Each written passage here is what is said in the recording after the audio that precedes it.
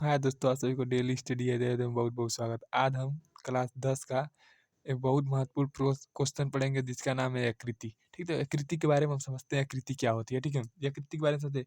ये आकृति मानव शरीर के सबसे बड़ी क्या होती है, ग्रंथि होती है। ठीक है, क्या होती है, ग्रंथि होती है जो उदार गुहा के ऊपर होती है। ठीक है, अभी हम चित्र दिखाएंगे कि उदार गुहा किधर या उदार गुहा कहाँ होती है, ऊपर होती है, में दाहिनी ओर स्थित होती है। ठीक है, देखिए यकृत मानव शरीर की सबसे बड़ी ग्रंथि होती है और जो उदर गुहा के ऊपरी भाग में दाहिने ओर स्थित होती है। ठीक है, इसका भार लगभग 1.5 किलो यानी या 1.5 किलो या 2 केजी तक होता है। ठीक है, ठीक है, इसका निर्माण दो पिंडों से मिलकर होता है। किससे होता है, दो पिंडों से मिलकर होता है। ठीक है, दाहिना पिंड बड़ा होता है तथा बायां पिंड छोटा होता है। ठीक है, अब लग समझते हैं क्या कहते हैं।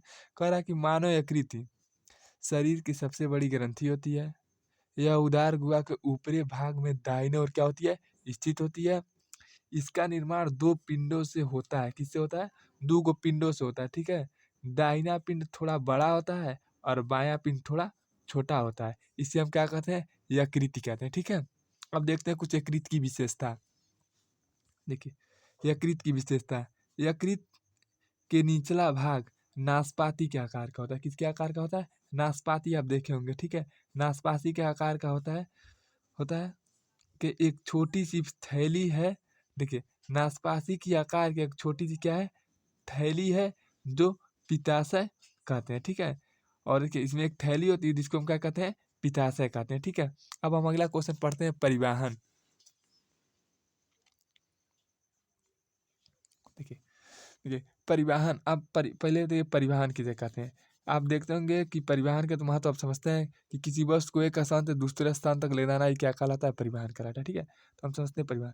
देखिए ग्रहण किए गए भोज्य पदार्थों के यानी पदार्थों को शरीर के प्रत्येक कोशिकाओं तक पहुंचाना तथा वहां के अतिरिक्त पदार्थों को किसी निश्चित स्थान तक पहुंचाने की क्रिया को परिवहन या संवाहन कहते हैं। ठीक है, देखिए प्रश्न को समझने का होता है कि ग्रहण किए गए पदार्थ यानी भोज्य पदार्थों को शरीर के विभिन्न कोशिकाओं तक पहुंचाना तथा वहां के अतिरिक्त पदार्थों को किसी निश्चित स्थान तक पहुंचाने की क्रिया को क्या कहते हैं, परिवहन कहते हैं। ठीक है,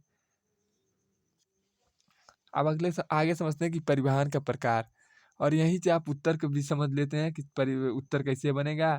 ठीक है, परिवहन के प्रकार, परिवहन 3 प्रकार का होता है। इसमें तो महत्वपूर्ण 2 है, तीसरा का कोई महत्व नहीं होता। ठीक है, जल परिवहन और रुधिर परिवहन। देखिए जल परिवहन की परिभाषा लिखेंगे, जो जल को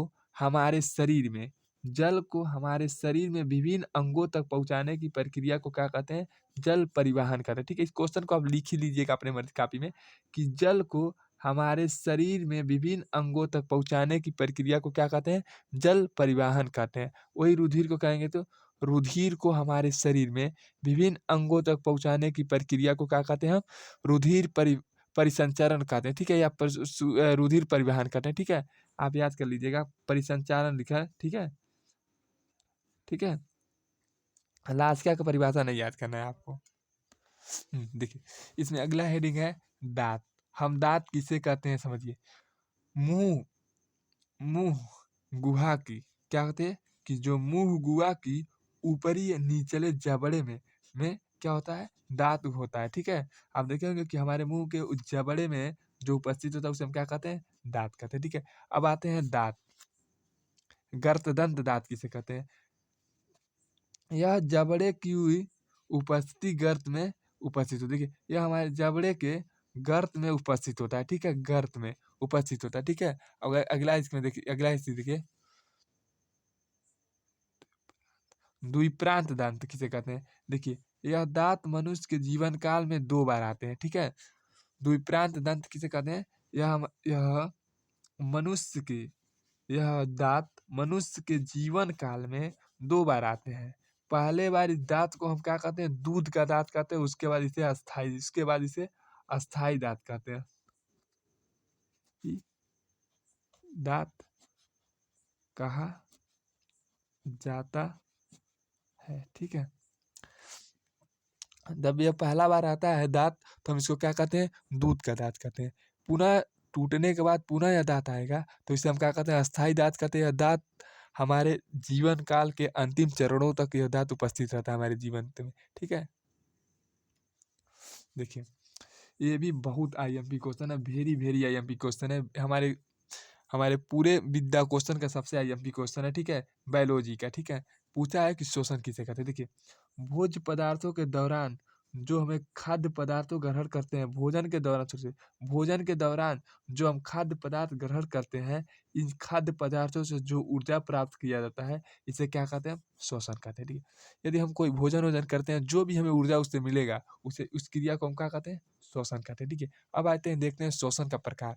देखिए, श्वसन का प्रकार, श्वसन 2 प्रकार का होता है। कितने प्रकार का होता है? 2 प्रकार का होता है। पहला होता है आक्सीय शोषण, दूसरा का होता है अनाक्सीय शोषण। बहुत आसान परिभाषा है।